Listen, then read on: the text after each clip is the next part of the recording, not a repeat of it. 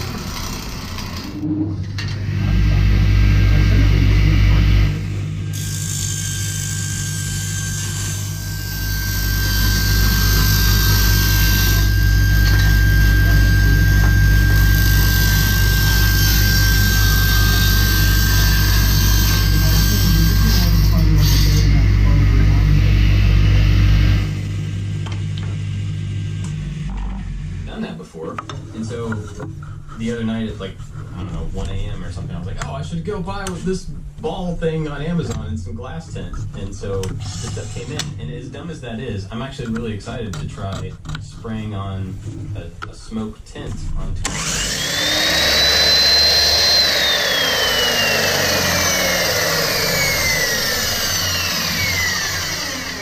Supposed to be like a futuristic robot, and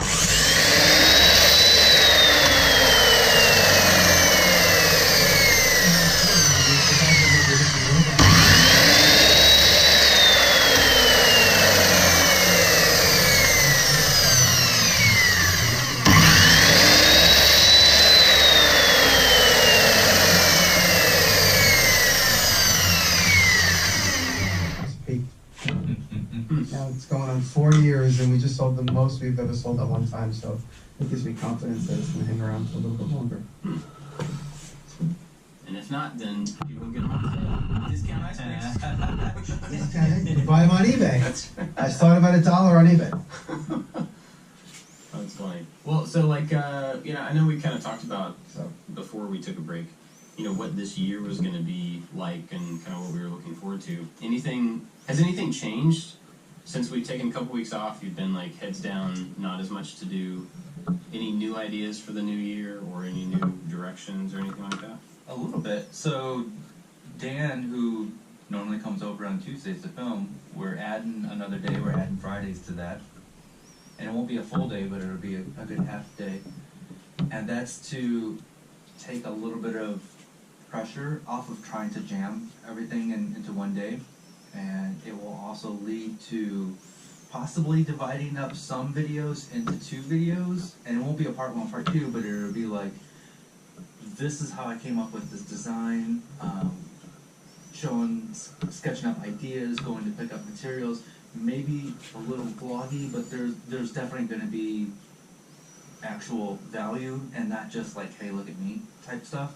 And so we want to add some of those videos into the mix, and if we're filming 2 days a week, we can work on some bigger projects and still meet deadlines and everything. So there's that. There's the whole world. I just have a really, really good feeling about everything right now. Yep. I'm so glad that the holidays are behind us, and so we feel the same way. I feel very excited for things to come. I decided this year I want to do more printing. I have a couple of, if you guys listen to the Fits All podcast, I'll mention that later too when I'm promoting stuff, but the Fits All podcast is the new one I'm doing with Andrew and Eric about all tools. And I talked about some new printing presses that are on the horizon for me. There's a printing press in Niagara Falls, which I just paid for yesterday. I gotta go pick up. But it's from 1850s. And it's missing some of the parts, but it's called the Washington hand press. So I'm gonna get that, and I'm gonna turn it into a usable machine. It's missing some parts. Yeah, a long time ago. He said it was the The printing press used to make the Niagara Falls newspaper, and it's sitting in his junkyard. It's been there for years. He says he puts it on Craigslist every year and nobody wants it, but he says he can't bring himself to throw it away because it's too cool looking. Anyway, so that's mine. I gotta go pick that up. That's a 6-hour drive away. I'll get that in the next couple weeks. So making more art posters is definitely on the horizon, learning 3D printing, and then definitely diving back into my trauma. Somebody said it to me on Instagram. They said, watching you translate fusion projects to 3D is But also, if you just want to help us out with $1, that means a lot. Our top patrons over there are Wise Old Dow, Evan and Caitlin, who have a new podcast that you should go check out. Corey Ward, Works by Solo, Chad from Mancrafting, Caleb Harris, Maker in Training, who hit 10,000 subs on YouTube, I think, recently. So, congrats over there. oh yeah. Fun Kiss Artistic Creations, Blondie Hacks, BG Workshop is a new one this week, and Make Build Modify. So I'm grateful to them and to everybody else at all the different levels who help us out. Now back to the conversation. All right, just wanted to throw it in there since we're already talking about Patreon. With the printing, I had a question about the printing, and I interrupted myself, so I'm not sure what the question was Well, while you're at the moment. thinking about that, that documentary that you were talking about, Jimmy, about that place in Nashville, Yeah. I believe it's that printing store that's downtown. Have you been to it? No, when we were there in Nashville, we never went because we were so busy. But it's right across the street from the arena. It's right on the corner. Yeah, and it's a really cool old place. And you walk in, there's just posters everywhere. It's an awesome place. And as a former graphic designer, I love going there just to look. Yeah, I've been to Nashville 3 times, and every time I've been there, people are like, oh, you gotta go to Hat Show Printing, and I'm like, oh, I will, and then all of a sudden I'm like leaving, and I didn't go, but it's definitely on the list now that I've seen it in person and seen it in the movie, rather. That's cool. I'll have to check that out. The place, but also the movie. The movie sounds interesting. Anything else going on? We don't really have a topic. So I could say this. I didn't even mention this to my guys on the old machine show, but I bought that printing press, and then I bought another printing press from. You guys know Jordan, 2 Avocados? He bought it a couple months ago, and we consulted on it when he bought it, and then he's like, you know what, it's just too much for me. He goes, oh, if you want it, you can have it. So I bought it from him, and it's getting shipped here. This will be my largest clamshell type letterpress machine with this revolving wheel. This is 14.5 by 22 inches. So the plate, if you could look at your hands, 14.5 by 22 inches. That's how big this machine is. It weighs like 3,000 pounds. So that's going to get shipped here, which reminds me, I have to tell my shipping company to pick that up. I'll put a link to it as well. But my real pick was something that's not new at all, and I think it's probably even been mentioned here before, maybe by David. But we finally watched the Mr. Rogers movie, My Neighbor. Oh. So good. It's so good. It really caught me off guard. I knew it would be good. Everybody said it was, nice and heartwarming and stuff. But man, it's like a super well put together documentary about him and what all he did, and when you see him talk about taking care of kids and connecting with kids outside of the context of being on camera, when you just see him talking about it, man, unbelievable. And it just really made me I really need to invest a little bit more into all of the parts of my kids, not just the parts that are glaringly obvious that they need help with, right? He focused a lot on just encouraging kids and letting them know that you're there to take care of them and that they don't have to be afraid of things. And man, it's just really good. I think whether you have kids or not, it's just he had a really great outlook on other people and not being self-centered, but spending his life, encouraging and taking care of other people. So whether you have kids or relate to kids or not. Can relate to anything that has to do with Mr. Rogers. Yeah. It's funny though, I was talking to my kids about it a little bit, and they didn't know who he was, and they actually did know who he was, they just didn't. It was funny because we don't, watch Netflix and stuff like that. They don't watch PBS necessarily, and I don't think they even show Mr. Rogers before. But it was interesting to think that that was at least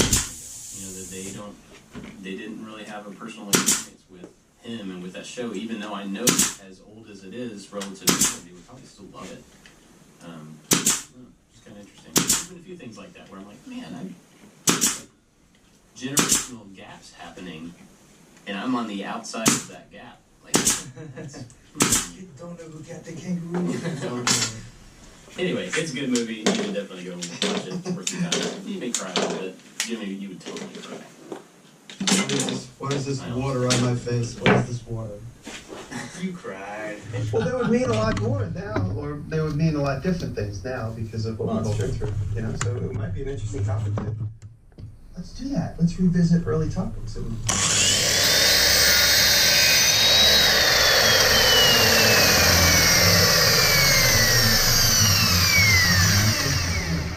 Sometimes I'll just go out into the shop or I'll sit at the computer and just stare at it.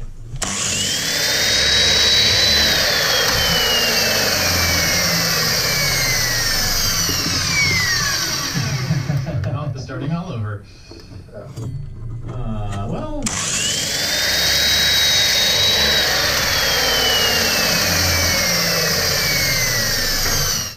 6 feet wide and they're 25 feet long. And they're heavy, so when you unroll them, it's like picking up a big giant wet towel that weighs like 150 pounds. And so they were able to hang those in the bays. They were at least half the shop, which is amazing. So Jesse, thank you for that. But I just cleaning up the yard. I had a good weekend, and then last night I finally relaxed and went out to the blacksmith shop. And I'm working on a chisel. It was my Instagram story last night. And it's funny, I started pushing that piece of chunk of metal around a little bit earlier last week. And I wasn't getting where I wanted, so I just put it down. You know, a lot of people say, you know, when you get stuck. I just put it down, and then last night I was like, you know what, let me at least try and do these. And it was quite an amazing event. Like, this happens in Tony's family.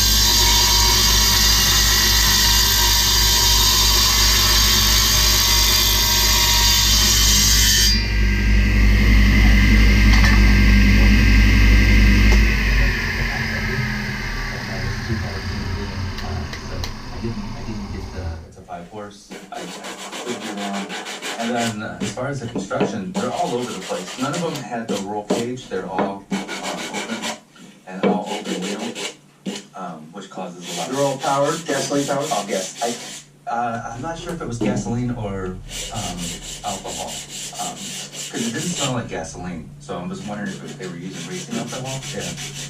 I could be wrong. I'm not really into that world. But it was really good. I have my craft show coming up this weekend, which I'm disappointed in myself because I'm totally not ready for.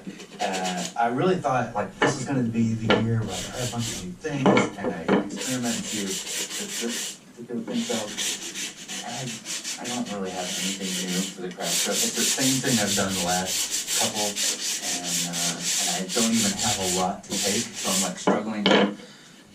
Well, not losing it. Like it falls down in my pocket.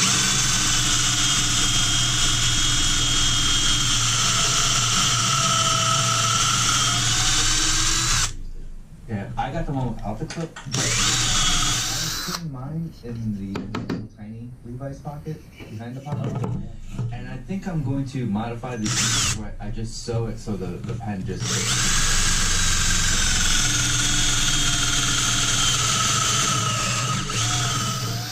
keep me dressed up for a little bit. You pretty much wear those all the time, or do you have other pants that you I wear 5'11", not 3'11". You just like 3. No. I wear 501s almost every day. Hold on. Mm. The hips, the waist, the knees, everything's the same for body. So I like the Filson pants lately. That's the brand all the time. And then my old standard is 501 Levi's to fly. I don't remember why I was thinking about this the other day, but I guess when maybe I was fitting all that stuff. There's a couple pairs of jeans that are good. Levi's Denizen or whatever, and they feel really good. Blown out, the pockets, the edges of the pockets are all frayed. I go through them. I just, like I said, I'll in the life of a pair of jeans, I might wash them once or twice, and I just completely destroy them. Crunchy, I got it. Now I understand. So, And maybe 3 times, and then the new pair, I keep the newest pair always like in case I go nice and crispy with no paint trims on them. Because I refuse now to wear a suit. I will never wear a suit. I mean, I even made sure people that know me say, you know, when I go in the box, don't put a suit on me because I don't ever wear a suit. I don't want to wear a suit in the afterlife. So I always make sure I have some jeans with no paint stains on them in case somebody dies. Funeral pants. for getting Levi's, if you want Levi's, is find a Sears because they're all closing. They all sell Levi's, and you can get them. We have a JCPenney right around the corner, and they're waiting for me to say this, but there's a big disadvantage to having carpet in my shop. Now I have all these holes in my pants. So I gotta go get another few pairs. Is that because the carpet's abrasive? This is the one disadvantage of having a carpet is it wears through my jeans a lot faster. Oh, okay. I was gonna say because if I have a lot of holes in my knees and I would like to kneel down on, I always grab like a moving pad if I'm young, so it feels more comfortable. So I'll always kneel down on a moving pad or something soft. So Almost feels to me like you should just start wearing knee pads.